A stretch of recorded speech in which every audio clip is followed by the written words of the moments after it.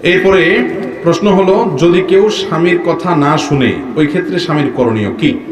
যদি কোনো স্ত্রী স্বামীর কথা না শুনে, তাহলে স্বামীর প্রথম করণীয় হলো স্ত্রীকে নসিহত করা, উপদেশ দেওয়া, এবং যথাসম্ভব আন্তরিকতা ভালোবাসা দিয়ে তাকে আনুগত্যের মধ্যে আনার চেষ্টা করা, যে তুমি আমার কথা শুনলে লাভ তোমার, আর আমার কথা না শুনলে, আমার অবাধ্য হলে, নাফরমানি করলে তোমারই লস।